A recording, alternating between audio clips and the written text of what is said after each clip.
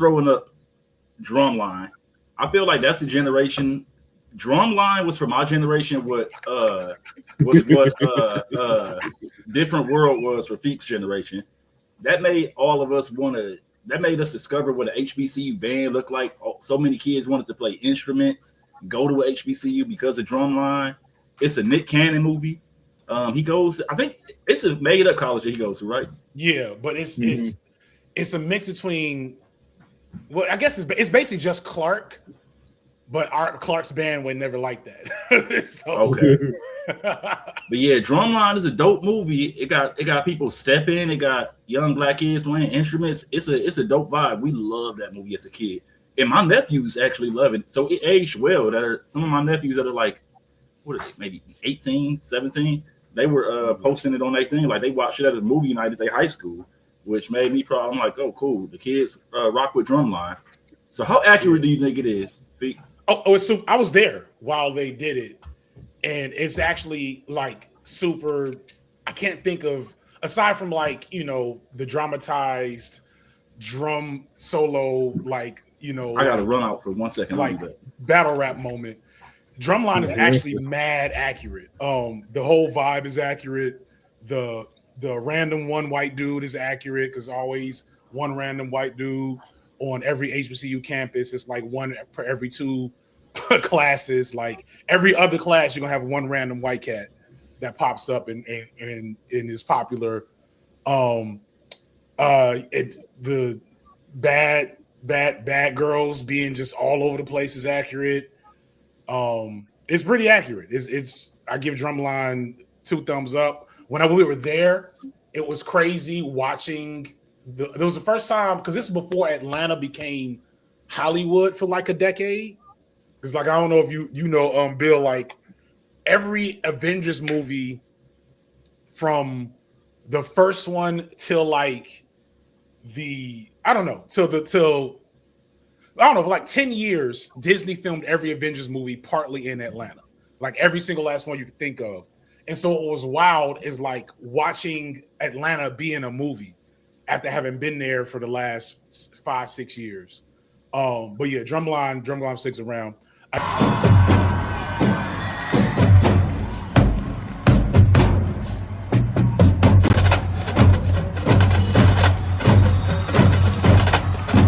like Drumline need to stay. I kick off Enemy of the State for Friday. I'm between Enemy of the State and Drumline, but I feel like I'm leaning toward, because the thing is like John was saying, I remember when Drumline came out, and for real, everybody wanted to play drums. Then everybody wanted to go to an HBCU. That's so crazy. I was not. My middle school was so poor. We only had band. I wanted to play drums. We had band for like a month. The teacher quit, and we just never had band again. So I couldn't learn the instrument.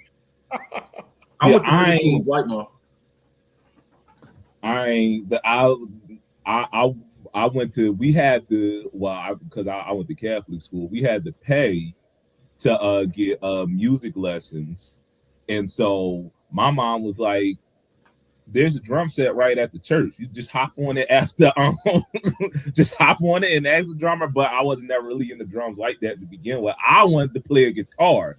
And so, but yeah, I remember it's another one of those things where it's like, it is Drumline an event, like a cultural moment. Yeah.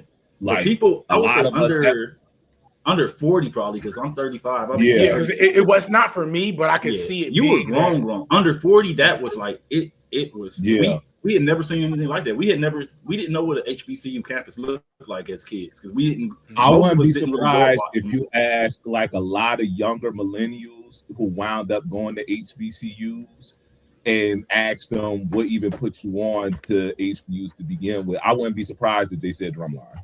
That's how big the deal was. It had a discernible effect on Clark. Like Clark got a whole lot of extra money and love off Drumline. Like I never forget coming back to Clark and like seeing millions of dollars worth of new stuff, construction, library updates. You know what I'm saying? So definitely. So I guess that means Enemy of the State. Okay. Yeah, which is a good movie. Which is a good movie. But it's a great movie. Honestly, I think it's they're getting Red to back. Like, it's one of the few movies that doesn't become propaganda. Like, it shows, like, that shit is so accurate. Like, it shows it predicts a lot of stuff. Mm-hmm. So question, are we doing starring a rapper or featuring a rapper? I feel like they gotta have a sizable role. Okay. All right. I was gonna do Bamboozle, but that's starring the rapper, isn't it? Isn't Mos Def in it? Yeah, but he's like there. He's like I feel like that counts because I have Bamboozle on my list. That counts. Okay. Okay. Counts. All right. People I haven't seen it. Yeah, I'm gonna do Bamboozle. I got a whole video about the shit as well. Yeah, Bamboozle is probably Spike Lee's probably his last truly insightful like contribution to black media. Like, because people like the Black Klansman, I was okay with it.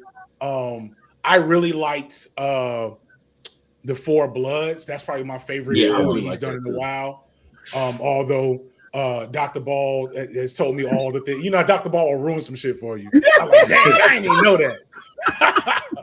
Dr. Ball is who they think we are. Dr. Right. Dr. Ball will ruin something real quick. Dr. Ball ruins something. Well, you know this is based off a book where the I'm like, right. Damn.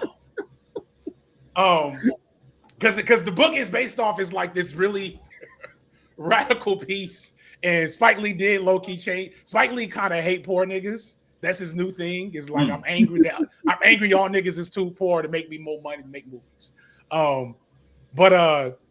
But like in terms of like I got something useful and important to say to black people and within black media, Bamboozle is like a satire that's also kind of a horror movie, but it's more like body horror. It's psychological. It's like Get Out. Is it kind of like Get Out? Like spiritually? I would say. Yeah. You know what it is? You know what it is? Bamboozle is like, and it's so wild to me. This is kind of a digression, but I feel like I don't know if it was you or somebody else that said was talking about Avatar. It was talking about for a movie to be so big in the moment. Yeah, and I always say that. And it left like such a little. Don't nobody really talk. It's such a small imprint. Like nobody cosplays this Avatar. Nobody has a debate about who the best characters are. Yeah. And so, what movie was we just talking about? Because I had a point. Bamboozle. Oh, so American Fiction, right? American Fiction, for it to be so talked about in the moment, the imprint that is left is basically non-existent. Yeah. But I mean, I bring American Fiction up because I think Bamboozle succeeded where American Fiction failed, and that American Fiction in like the second, like the end of the second, and definitely in the third act, it became what it was critiquing. Yeah, you know what I mean? Yeah. Bamboozle didn't do that. Bamboozle stayed the course, and I feel like that's why Bamboozle still has the cachet that it does, and nobody talks about American Fiction. So another great movie, but great movie, but another Dr. Ball's ghost in that. What's the brother's name? That's even more. He's like he'll mess things up more than Dr. Ball. I don't remember his name right now. It's one of his homies. Oh man, he got a not Mutepe. We got any BLM people in the chat randomly that know what I'm talking about? It's one of his boys. Anyway, one of his boys, because Dr. Ball loved American Fiction initially. And one of his boys, Dr. Ball. It's one of my favorite videos is watching one of Dr. Ball's boys explain to Dr. Ball how something Dr. Ball liked is actually really trash. Now you know what it feel like. Oh, but even though I think I did that one time to him, but I forget what it was. And he had emailed me or something and was like, See, I ain't even thinking you. I forgot what it was, but it was something that I think it was some song or some album or something, and I had did that to him. Now you know what it feel like. Yeah. So it was it Jay Electronica? I'm assuming because I know that's a. No, I don't think it was Jay Electronica. I don't remember what it was. In American Fiction, the reason why they it was a half measure in the book version. He just becomes whatever the character's name is. He just becomes him forever. He subsumes himself into that person that he's playing. Versus the movie, he comes out of it and is like, whatever. And so in Bamboozle, the guy gets murdered by Jada Pinkett of all people at the end of the movie, and he accepts his fate. And then somebody else they kill Jada Pinkett's brother. Then Jada Pinkett kills the dude. And it all ends horribly. And I think that's why Bamboozle kind of it's like, nah, ain't no happy endings. It's low-key Afro-pessimistic if we want to go on a bread tube shit a little bit. It's like, the shit just bad. So side quest, the funny thing about American Fiction, the character that he plays, like the Sell the Book, the Hood version, he actually plays that version in an entire movie called All Day and the Night. Have y'all seen that? With Ashton Sanders. Ashton Sanders is about this young black dude. And it starts off with him in prison, and it tells everything that has him leading up to it. And Jeffrey Wright is his father. And Jeffrey Wright is like a hood dude, but he plays that. It's so funny if you watch them back to back, because like in American Fiction, he's playing a parody, but in All Day and Night, he plays that character straight up. Speaking of Jeffrey Wright, so damn intense. Speaking of Jeffrey Wright, criminally underrated black artist. Yeah, for real. Because we definitely forget to bring him up when we talking movies. All right, so it's time to vote for Bamboozle. Bamboozle, I feel like it has to make the list. So what we gonna vote off? We got Friday. I don't know. I kind of like everything else better. We got Higher Learning. What really? So we got Friday, Juice, Drumline, and Higher Learning, and House Party. Yeah, so I'm not putting.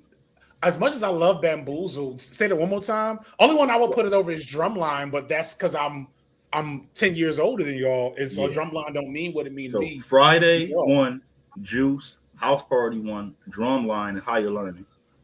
And this is a Voltron of the best movie starring a rapper. I can't put it over me personally. I can't put it over any of those. I love Higher Learning too much. I love Friday too much. Maybe Juice. Really? Because I'm younger, I don't have a connection. If I was going to vote for anything, I would vote House Party. Nah. If y'all get Drumline, I get House Party. Okay, and that's why I like the show, because you got to start debating about what gets to stay. I can't kick House Party off because y'all remember back when BET used to just show hood classics all weekend. The House Party was one of them. The Jackson, the whole 12-hour marathon thing, that was another one. So I can't kick House Party off because of that.